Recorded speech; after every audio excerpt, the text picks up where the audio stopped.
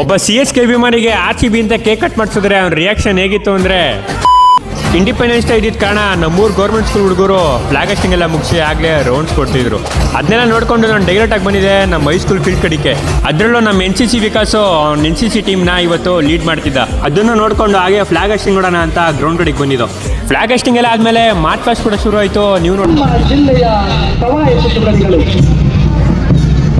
ವೃತ್ತಪಥದ ಸಮ್ಮಿಳಿತದಿಂದ ನೋಡುಗರ ಎದೆಯಲ್ಲಿ ರಸ ರೋಮಾಂಚನವನ್ನು ಹೆಜ್ಜೆಯ ಐಕ್ಯತೆಯ ವೈಭವದ ಲೀಲೆಯನ್ನ ನಾವೆಲ್ಲರೂ ಕಣ್ತುಂಬಿಕೊಳ್ಳಿ. ಈ ಸತಿ ಗ್ರೌಂಡಲ್ಲಿ ಮಾಡಿದ ಮಾರ್ಚ್ ಫೆಸ್ಟ್ ಮತ್ತು ಡ್ಯಾನ್ಸ್ ಪ್ರೋಗ್ರಾಮ್ ಅಂತೂ ಸಖತ್ತಾಗಿ ಮೂಡ್ಬೋದು. ಹಾಗೆ ನನಗೆ ಒಂದು ವಿಷಯ ಗೊತ್ತಾಗಿಲ್ಲ, ಈ ಸತಿ ನೋಡಿದ್ರೆ ಡ್ಯಾನ್ಸ್ ಪ್ರೋಗ್ರಾಮಲ್ಲಿ ಯಾವ ಸ್ಕೂಲ್ ಪ್ರೈಸ್ ಬಂತು ಅಂತ ಕಮೆಂಟ್ ಸೆಕ್ಷನಲ್ಲಿ ಹಾಗೆ ಕಮೆಂಟ್ ಹಾಕ್ಬಿಡಿ.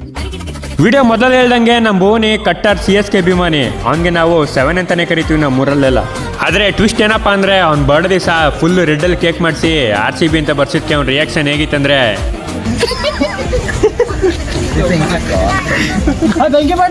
RCB ಚಂದಯ್ಯನ ಏನು ಭುವನಿಗೆ RCB ಅಂತ ಮಾಡಿಸಿದ್ರಲೇ. ಆದರೆ ಕೇಕ್ ಕಟ್ ಮಾಡ್ಬೇಕಾದ್ರೆ ಏನು ಮಾಡಿದೆ ಅಂದರೆ ನಮ್ಮ 7